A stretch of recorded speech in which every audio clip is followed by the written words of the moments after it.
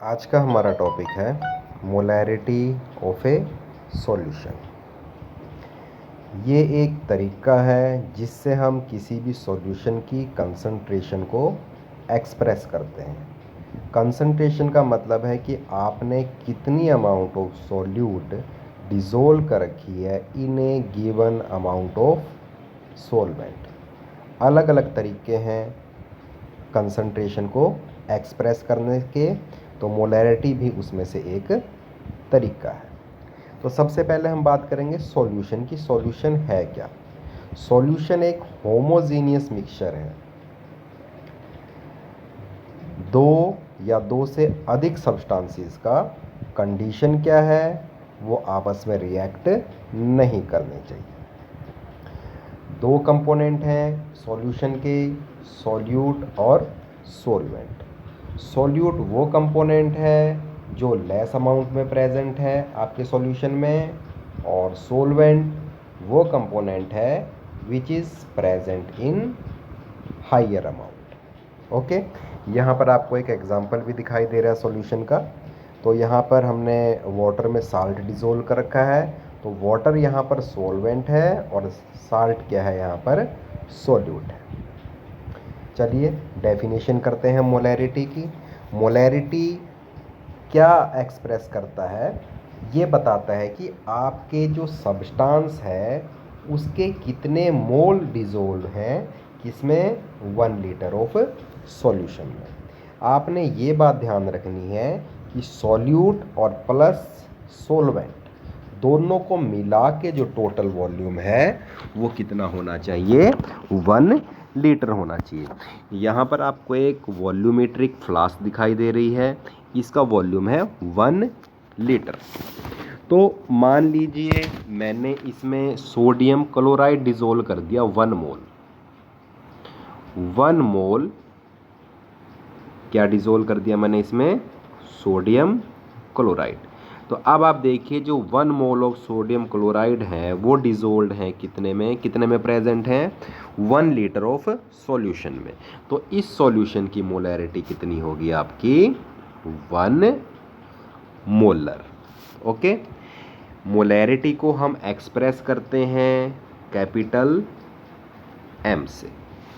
इसका जो फॉर्मूला है उसको देख लेते हैं।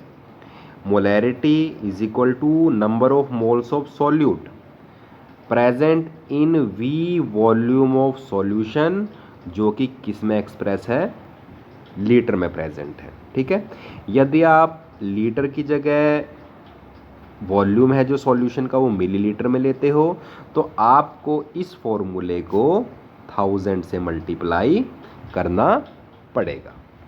और जो नंबर ऑफ मोल्स हैं ये हमने पहले लेक्चर में भी करे थे, कैसे निकालते हैं?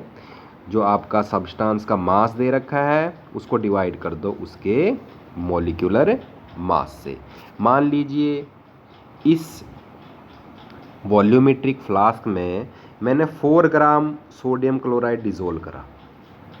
4 ग्राम सोडियम क्लोराइड, तो कितने मोल्स होंगे सोडियम क्लोराइड के? देखिए मास ऑफ सॉल्यूट कितना है? 4 ग्राम, अपॉन डिवाइड कीजिए सोडियम क्लोराइड के मॉलिक्यूलर मास से।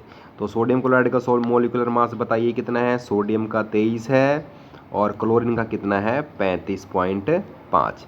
तो 4 को डिवाइड करना पड़ेगा 58.5 से, तो वो नंबर ऑफ मोल्स आ जाएंगे सोडियम क्लोराइड के, और इससे क्या निकल जाएगी? इस सॉल्यूशन की मोलैरिटी निकल जाएगी। ओके, एक दो न्यूमेरिकल कर लेते हैं जिससे आपको ये कंसेप्ट क्लियर हो जाएगा। तो क्वेश्चन है आपका, calculate the molarity of NaOH solution. Sodium hydroxide आपको दे रखा है और 4 ग्राम सोडियम हाइड्रोक्साइड डिज़ोल्व कर रखा है क्या बनाने के लिए? 250 ml ऑफ सॉल्यूशन। ठीक है, जो टोटल वॉल्यूम है सॉल्यूशन का वो कितना है? 250 ml। तो देखिए मोलैरिटी की आपको फार्मूला याद होगा, बताइए क्या है? नंबर ऑफ मोल्स, मैं एन से रिप्रेजेंट कर रहा हूँ इसको, अपॉन वॉल्यूम ऑफ सॉल्यूशन। देखिए किस में दे रखा है? ml में दे रखा है। ओके, तो ये किससे मल्टीप्लाई होगा? 1 1000 से। ठीक है, इसको आगे सॉल्व कीजिए। पहले हम क्या निकालेंगे, नंबर ऑफ मोल्स। कैसे निकालते हैं number of moles, amount of substance in gram कितना 4 upon its molecular mass. Sodium hydroxide molecular mass calculate कीजिए। सोडियम का कितना है 23 प्लस ऑक्सीजन का 16 प्लस हाइड्रोजन का 1, तो कितना है मॉलिक्यूलर मास 40 ग्राम। ठीक है, तो 4 अपॉन कितना आ जाएगा 40, ये नंबर ऑफ मोल्स आ जाएंगे किसके, सोडियम हाइड्रोक्साइड के, अपॉन वॉल्यूम इन ml। कितना वॉल्यूम दे रखा है देखिए 250, ये 250 हो गया इंटू 1000। ठीक है, इसको आप सॉल्व कीजिए तो ये कैंसिल हो जाएगा आपका, 4 से कैंसिल हो जाएगा। ठीक है, और इसको यदि आप सॉल्व करोगे ये भी 1/10 आ जाएगा। ठीक है, तो इसको सॉल्व करोगे तो ये आ जाएगा आपका 4/10 या फिर 0.1 मोलर सॉल्यूशन। ठीक है, इजी न्यूमेरिकल था। अब थोड़ा सा डिफ़िकल्ट न्यूमेरिकल ले लेते हैं। यहाँ पर देखिए क्या दिया हुआ है, calculate the molarity of water. ये इम्पोर्टेंट न्यूमेरिकल है, यहाँ से आपको एक बात भी पता चलेगी लास्ट में जो इसका रिजल्ट आएगा। आपने मोलैरिटी कैलकुलेट करनी है और जो आपको डेंसिटी दे रखी है वो 1000 किलोग्राम पर मीटर क्यूब। आप सभी को पता है जो डेंसिटी होती है वो किसके बराबर होती है, मास पर यूनिट वॉल्यूम के बराबर। ओके, तो चलिए यहाँ पर डेंसिटी कितनी दे रखी है वाटर की, देखिए 1000 किलोग्राम पर मीटर क्यूब। ठीक है, तो जो डेंसिटी होती है वो होती है वैसे ग्राम पर सेंटीमीटर क्यूब में, तो हम पहले इसको ग्राम पर सेंटीमीटर क्यूब में कन्वर्ट कर देंगे। ठीक है, तो किलोग्राम में ग्राम कितने होते हैं 1000। ठीक है, 1000 ये ग्राम में कन्वर्ट हो गया, अपॉन मीटर में सेंटीमीटर कितने होते हैं 100। ठीक है, तो 100 सेंटीमीटर इंटू मीटर क्यूब है ना, 100 सेंटीमीटर इंटू 100 सेंटीमीटर। ओके, तो यहाँ से क्या होगा आपका, ये 3 जीरो से 3 जीरो कट जाएंगे और 3 जीरो से ये 3 जीरो ये भी कैंसिल हो जाएंगी। तो ये सारी की सारी जो वैल्यू है ये कन्वर्ट हो जाएगी 1 ग्राम पर सेंटीमीटर क्यूब में। ये डेंसिटी है वाटर की जो आपने हमेशा याद रखनी है। ओके, तो अगर मैं इस वैल्यू को यहाँ पुट करूँ तो इससे ये पता लग जाता है कि जो वाटर है उसका मास और उसका वॉल्यूम वो दोनों क्या है, इक्वल है। एक रिज़ल्ट तो आपको ये पता होना चाहिए कि वाटर का मास और वॉल्यूम कैसे होते हैं, सेम होते हैं, क्योंकि वाटर की डेंसिटी कितनी होती है 1 ग्राम पर centimetre cube.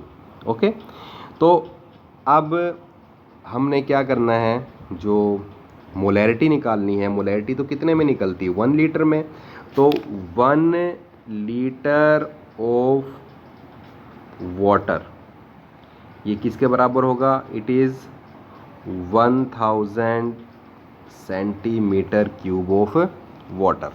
1000 centimetre cube and 1 litre ये क्या होते हैं, इक्वल होते हैं। ठीक है, इज इक्वल टू ये वॉल्यूम हो गया, और अभी हमने निकाला है वॉल्यूम और मास क्या होता है, इक्वल होता है। तो ये हो जाएगा आपका 1000 ग्राम ऑफ वाटर। ओके, अब नंबर ऑफ मोल्स निकाल लीजिए वाटर के। नंबर ऑफ मोल्स एन से रिप्रेजेंट कर रहा हूँ मैं। Amount of substance in gram water का निकालना है, वाटर की अमाउंट कितनी दे रखी है 1000, अपॉन जो मॉलिक्यूलर मास होता है वाटर का वो कितना होता है 18। इसको आप सॉल्व करोगे तो ये आएगा आपका 55.5 मोल। ये भी आपने ध्यान रखना है कि 1 लीटर सॉल्यूशन में वाटर के कितने मोल प्रेजेंट होते हैं 55.5 मोल। तो 55.5 मोल ये 1 लीटर में प्रेजेंट हैं, तो ये क्या हुई सॉल्यूशन की हाँ